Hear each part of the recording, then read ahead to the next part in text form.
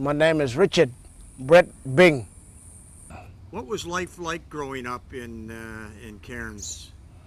Life was bit difficult and hard, but at the same time, my father, my parents we would have to try to adapt with the life here in the city at a young age. Because when we were smaller, my father wanted to take us back out to the bush so we could learn the bush life.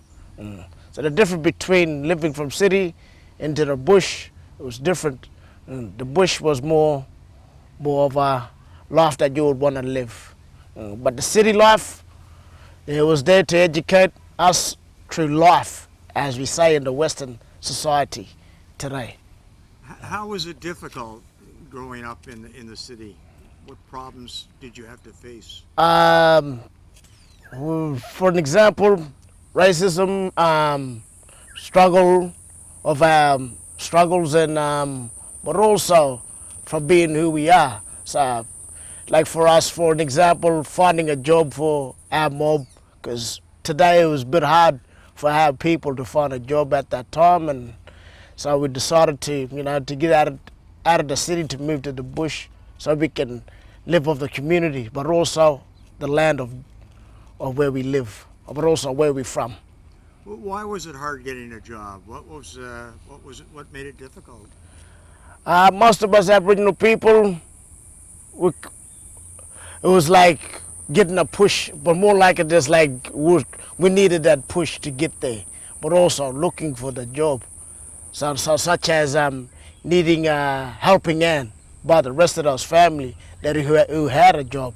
It was a bit hard for, especially for my father to get a job, because he was working from railway lines to washing boats, cleaning boats. So yeah, it was. But at that time, then once the jobs all shut down, gave up on that. So what they did is that my father also gave up on working, but he never gave up on full on giving up on giving up. My name is Bernhart. And how long have you lived in Belize, Bernhart? Well, I am born in Belize. I am 39 years old right now. I'm born in Shipyard. What is different about the Mennonite lifestyle? How are Mennonites different than other people? Mennonites just like to live separate. They don't like to live like in a city or in a town. They like to live separate and do their own farming, and so then they don't have to pay so much taxes to the government. Why do they like to live that way? Well, this is their religion is that way. That's how they lived. This is their religion. How they came into Belize, how they asked the government when they came to Belize to live that way, so then they can have their own schools and own churches and everything. How is your religion different than other religions? Well, we have the same. Well, it's almost the same religion, but they like to live. They like to live like that way. They don't like to live the modern like the other people do. And how is your what modern things do you not have? Well, we don't have trucks.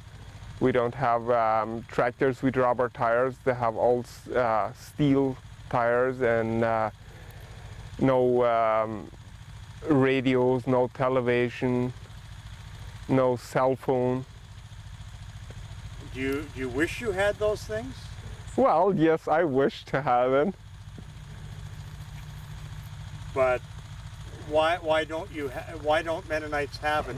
Well, it's against their religion here. And you think it's a good thing? Well, for some reason, yes.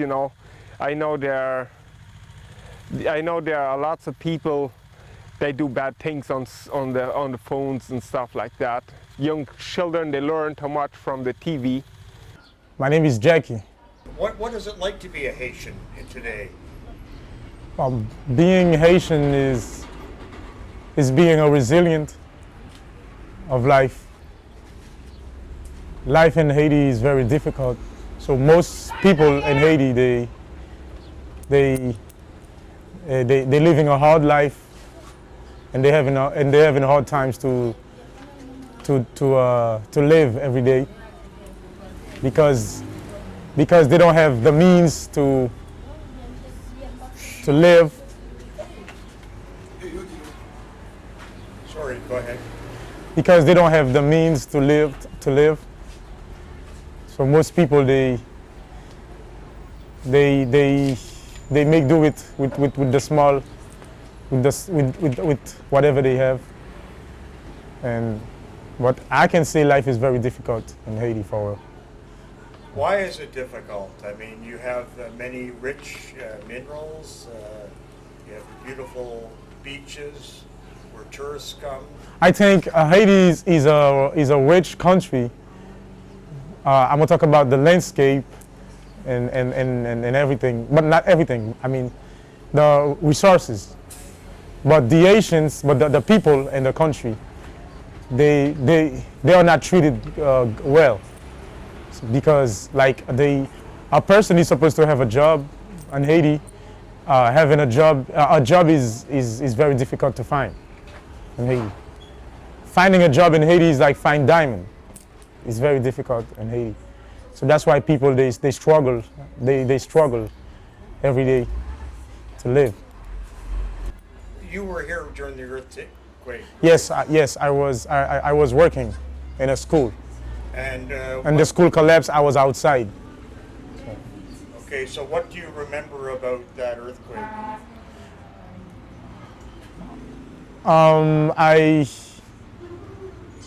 I remember all the people that died, that passed away from the earthquake because we had a lot of casualties because it caused a lot of casualties because of the construction way in Haiti.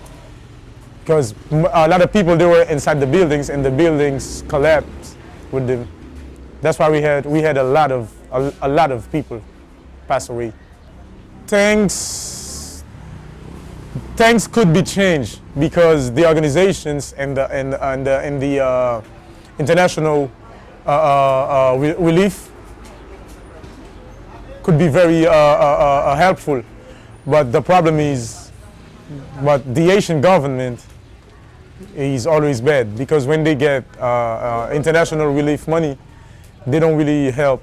They don't really do exactly what they're supposed to do. So what happens is the situation gets worse instead of getting better. But it could be better if the Haitian government took good care of the situation. I mean, can you get into trouble by criticizing the government like that? Yes, because they want people to keep silence, even though it hurts. They want you to keep silence. The Haitians, I think they are resilient because they make do with what they have. You can see smile on the faces of people, even though they have nothing to deal with. They don't have anything, but they resilient, so they just living life. They're just waiting for death to come and then take them. But people they are resilient because life is very difficult for them. What do you see as the future of Haiti? Do you see things getting better or worse or remaining the same? I think most Haitians they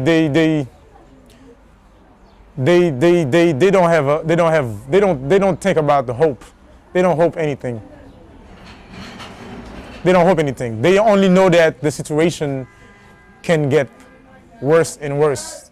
So they are pessimistic about the situation. Because they don't think anything is gonna get changed. Je m'appelle Monsieur Jean-Fulbert Ngoy. Qu'est-ce que la vie à Gabon? C'est bon?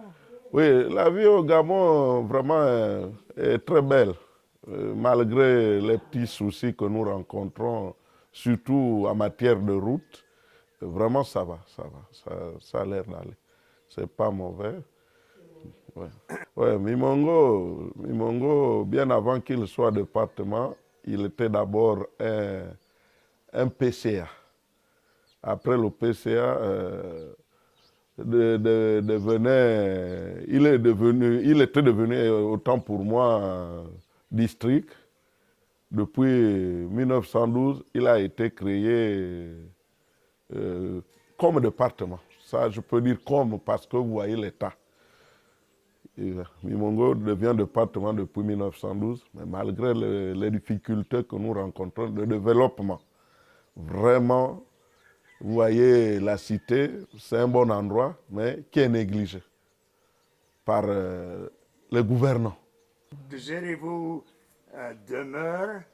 rester une grande ville comme Libreville ou ici? Non, rester à Libreville, ce n'est pas la solution. Je préfère être à Mimongo, parce qu'à Mimongo, nous respirons l'air naturel. Tout est naturel ici, pendant qu'à Libreville, tout est pollué et artificiel.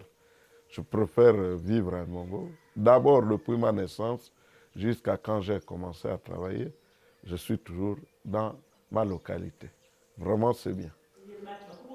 Mais les gens sont en train de partir d'ici. L'exode rural est dû au manque de structures comme les écoles sont déjà à un état de délabrement. Les hôpitaux, il n'y a pas de médicaments. Vraiment, vous voyez l'état de la route. Ça ne permet pas aux gens d'y habiter encore. Monsieur Njambé Joseph, le chef de quartier Maragana, à la remplacement de monsieur Nguia Jean-Baptiste, qui vient de me quitter. Ici, si j'ai le pagne rouge que vous voyez là, c'est le chef coutumier. C'est que les vieux ont laissé. Que dans ce village, il y a toujours un chef coutumier, mais je suis resté le seul chef coutumier au quartier Maragana. My name is Eric Oma. What sort of challenges do the San people have? The San people, they have a lot of problems because some of us, we learned at school, we were learning half in our school and we don't have employment. So that's why we are having a lot of problems. A lot of San people, they don't have job and we are suffer more. What is there any hope? What can change that? Anything? So maybe if we have projects, then it will be better for us to change our life. When you say a project, what do you mean? I mean like this project I have. I am having a bee project. I would like to make a bees project. I would like to make a bees to make a honey, to sell my honey and have something. That's a project. That's a project of the beekeeping. And why can't you be a beekeeper? What's the problem? Because the problem is that only bees are nearby our villages. So and it is also having a honey. So that's why I wanted to be a beekeeper so that I can sell that honey and have something to use for the future. If people see this on YouTube, what would you like to say to people all over the world if they see this on YouTube? What message would you like to say? I would like to say a lot of message, because I would also like to ask the assistance to the people to help our kids to go to school, to help us, to give us the employments, to help our kids to go to school for the future. My name is Larry Delacey Muke. As a Māori in this country, you felt like you were the scum of the earth. You wanted to be a white man. But me, I'm not white, so therefore you feel lost not having your culture. These are the things that some of us grew up with, not having our culture with us. For me, it was a hole in my life because I never had the respect of life itself. Didn't enjoy staying in different homes and stuff like that, people's houses. Didn't like watching people celebrate other kids' birthdays while you just watch in the corner, stuff like that. Me and my brother were pretty much shunted to the side all the time. Yes, we'd get a towel and a pair of undies and a socks at Christmas, but you know, you had children opening up remote control cars, you know, the works, bicycles. So therefore, it was a bit of a hard upbringing for me. You must have been angry. Angry wasn't the word, I think it was loss, because when you're lost, you're angry all the time, you know, you don't have no respect. Everyone's an asshole, you know. Teachers could never get a message to you because you're too busy looking them at the authority. Policemen weren't good people. Yeah, it was a very, very hard life. What changed it for me, wanting to be a gang member, to what I know now, was the influences of my friends. What about the future of the Maori people? Are you optimistic about that, or? I tell you what, we're getting educated now, so you know, things that were taken off us back in the days is now given back. We're getting educated, like I said, we're lawyers, we're judges, we're teachers, we're philosophers, we're all of that now. Our culture will not die now. There are so many children out there that are learning our culture, and that's the love of it really, is to teach our children so the next generation will not be lost like me. My name is Christina Hinera Gardner. What do you remember about your family life? It was the most wonderful childhood growing up in the forest. Went to the local primary school, which were then known as Maori schools. And we'd walk to school, over a mile to school. We had a lovely European headmaster. And Friday afternoons, because we do the cooking and things in the morning, Friday afternoons was our Maori culture. He said, you mustn't lose it. You must keep it going. You must learn the stories of your people. So I grew up in both worlds, and I'm grateful we had a teacher like that in those days. I'm talking about the 40s, 50s. My name is Mohammad. Why should people come to Mauritania? You know, if you come to Mauritania, you call it, Mauritania is a good country. You know, not have problem if you want to live. You stay many time, you not have problem, you know. There are some French is living here the long time. You live in Natal, in Nouakchott, in anywhere you want. If you want to live, If you want to live in Atari, maybe you live in Atari. If you want to live in Nouakchott, maybe you live in Nouakchott. Not have problem in Mauritania, because it's very good country. They have security, you have many things, you know, the good life, you know. Me, I am going to Europe. I am going to France. I'm going to Italy. I'm going to Spain. But where I live in Mauritania, I don't have the problem in Mauritania because it's a good country, you know. What problems do they have in Europe that you don't have? You know, in Europe, me, I'm from, you know, because I am African, you know. But my life in Africa, in Europe, is not same, you know. You know, the people where you live in Mauritania, is like you. If same like now, if you don't have something, if you don't have for eat, if you come to your friend, to give it to you eat. If you come to your any people to say give me eat, give to you eat. It's not same to Europe. You know, I'm going to you know, I'm stay about 1 month.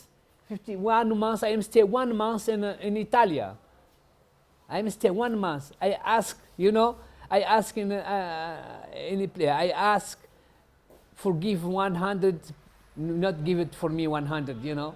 But here, if you want bread, you can give it for you bread, you know. It's a good country, you know. No problem in Mauritania. Je m'appelle Zaida Bilal. ce travail très difficile?